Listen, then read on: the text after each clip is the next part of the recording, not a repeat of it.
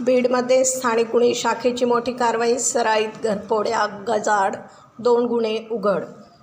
नमस्कार, आपण पाहत आहात महाराष्ट्र जनता न्यूज. बीड जिल्हा पोलिसांच्या स्थानिक गुन्हे शाखेला घरफोडीच्या गुन्ह्यांचा तपास करण्यात मोठं यश आले. एका सराईत चोरट्याला अटक करून पोलिसांनी घरफोडीचे 2 गुन्हे उघडकीस आणलेत.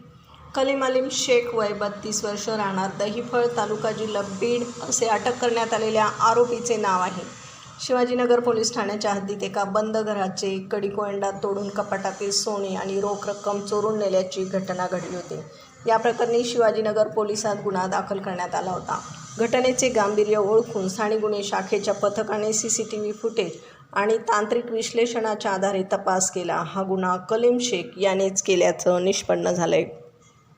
15 जून रोजी गुन्हे शाखेच्या पथकाला बातमीद्वारा माहिती मिळाली असता आरोपी कलीम शेख हा बीडमधील नालवंडी नाका परिसरात थांबला आहे. पोलिसांनी तात्काळ तिथे धाड टाकून त्याला ताब्यात घेतले. पोलिसांच्या कसून चौकशीत त्याने या गुन्ह्याची कबुली दिली आहे. तसेच बीड शहरातील हिनानगर भागात देखील एका बंद घराचे कुलूप तोडून त्याने चोरी केल्याचं कबूल केले. पोलिसांनी आरोपीकडून गुन्ह्यात वापरलेली दुचाकी मुद्देमाल जप्त केला असून पुढील तपासासाठी त्याला शिवाजीनगर पोलिसांच्या स्वाधीन करण्यात आले.